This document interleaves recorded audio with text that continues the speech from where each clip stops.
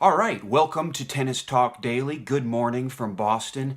I want to talk to you about day two of the Australian Open, which is now completed. We have a little bit of a lull given the time difference. I'm in Boston, so we can talk at our leisure about day two and do a little bit of analysis. The big match on day two, and actually before I get started, let me just remind you, please subscribe to the channel.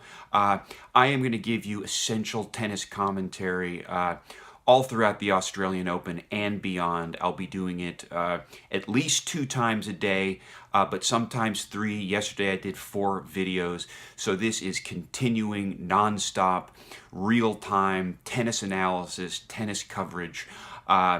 And I also suggest that you subscribe to the other great tennis talk channel on YouTube, which is Coffee Break Tennis. But like I've said before, you can certainly afford to subscribe to a couple of tennis talk channels. I'm sure you've got a number of the tennis highlight channels. Certainly subscribe to a number of them and get some different perspectives on things. So, day two, the big match, of course, that I was looking at was the Federer match against Alges Badin. And Federer looked just fine against Badin. What I was looking for was a straight set victory. I don't want any of that US Open nonsense where Federer's dropping sets in early rounds. No. So this looked just fine in terms of the numbers. It was a straight set, 6-3, 6-4, 6-3 victory. Federer looked to be in fine form. He looked fairly serious. He wasn't he wasn't doing a lot of smiling or joking around. He was dead serious. He looks set on this tournament. And once again, he was playing very well. I mean, this was kind of a walk in the park for him, to be quite honest. I mean, if he would have dropped a set, we would have to be seriously worrying. But he's looking better than he was at the US Open. And we are going to get more evidence soon as he heads into the other rounds and deeper into the tournament. In terms of the basic stats on the match with Badin, he looked fairly good. There was 3 double faults in that match, which I didn't like. He served up 12 aces, Federer did, which is just fine. He was getting 72% of his first serves in. He was winning 78% of his first serve points. He was winning 61% of his second serve points. He converted 31% of his break points, which is actually not a great number. Hit 41 winners, which is quite good.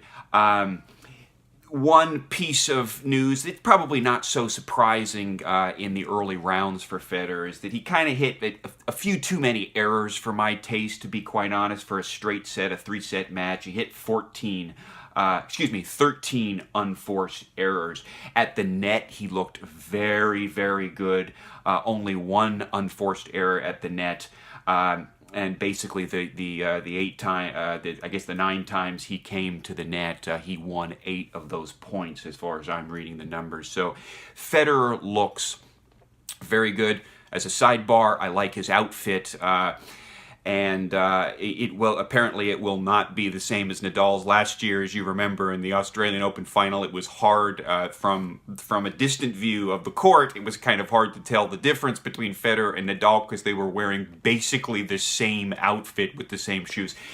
There will not be that problem this year, and in fact, Rafa's making sure of it because he's going with the sleeveless, and so there's going to be and he's going with this pinkish outfit, I think.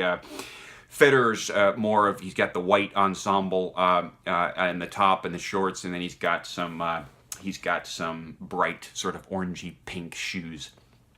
But so Federer does look good, very promising and I'm very much looking forward to seeing what he's going to be doing. Of course, he's going to advance into deeper into this tournament and be doing very well. But he looks good. We got a straight set victory. That's all we needed from Federer at this point. The Del Potro match. against Tiafoe, which was, people were looking at this. Tiafoe is a very strong player, and we're going to see how Del Potro did. Del Potro prevailed. And it was, interestingly, the same scores, the exact same scores as the Federer matches, 6-3, 6-4, 6-3. Del Potro served up 14 aces compared to Federer's 12, and only one double fault compared to Federer's 3. He got 71% of his first serve in Del Potro, which is about the same as Federer. Won 84% of his first serve points, which is a magnificent number, particularly when you take into account that he was getting quite a bit of his first serves in as well. Less successful with the second serve, only got won about 40% of those points. He converted 57% of the break points, which is much better than Federer. Hit 40 winners, which looks just about like Federer. And the rest is really looking, quite like Federer, except for the fact that Del Potro made fewer errors, 9 unforced errors compared to his opponent's 7 unforced errors. So Del Potro, again, straight sets, looking fine. If those, this is kind of a apples and oranges thing. You can't really make this comparison, but looks like that would be a close match if between Federer and Del Potro. We know that Del Potro has given Federer problems in the past. A very anticipated match was also the Novak Djokovic match, in which he played the American Donald Young. Djokovic prevailed in this match, 6-1, 6-2, 6-4. He looks to be doing just fine. He served up 4 aces.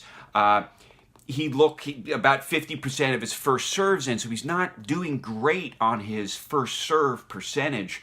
But he had almost 80% of his first serve points he won. And then with the second serve, he's looking quite good. He won 71% of his second serve points. Didn't convert a lot of the break points, 24% of his break points, but apparently he didn't need many. He hit 33 winners, which is kind of a low number for Djokovic. But in any case, he looked fine. He made 10 unforced errors in his ground strokes compared to Young's 23 unforced errors in his ground strokes. So this score, Donald Young was not playing very well.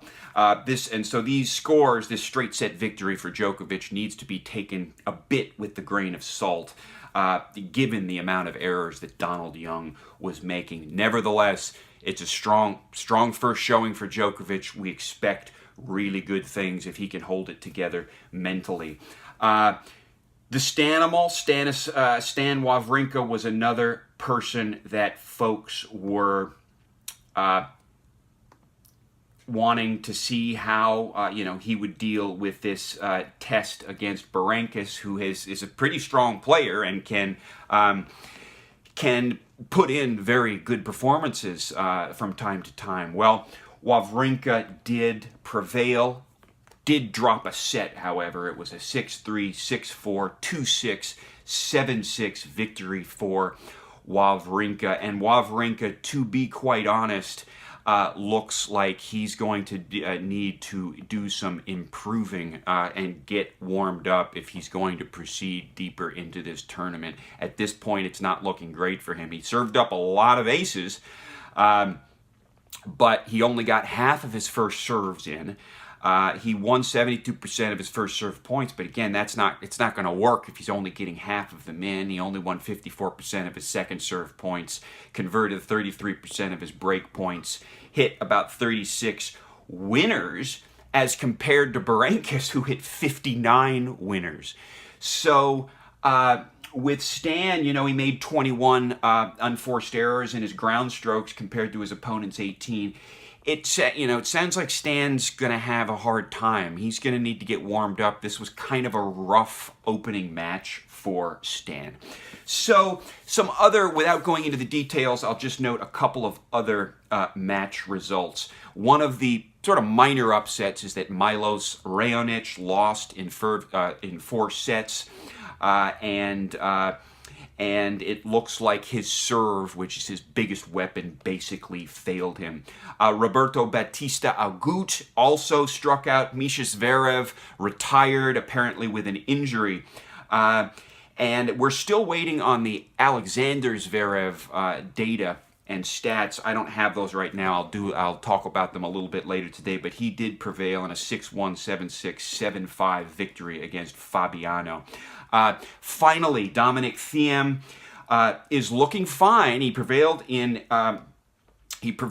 straight sets in his first round match, but he made 24 errors from the baseline in his ground strokes, 24 unforced, and that presents some problems. Goffin, same thing. A lot of errors, but a straight set victory. Monfils looks like he's doing just fine as well. Prevailed over Munar, who's a qualifier, in straight sets. Berdych looks good. Gasquet looks good. We've got a lot of bidders, a lot of competitors. But the upshot is that Federer has provided some evidence that he's going to be performing very well, and all I was looking for from Fed is a straight set victory. It's going to take him a little while to get warmed up, but a dropped set, if he drops a set in the next couple of rounds, we're going to have some reason to be concerned, if you ask me. But those are the numbers and a bit of discussion on the second day, which was a fantastic day. Everything is kind of going as planned, save for those little upsets. But I will be back in touch again later today. The day 3 won't be starting until later tonight, Boston time. But I'll have more to say about day 2 and a bit about the matches of day 3.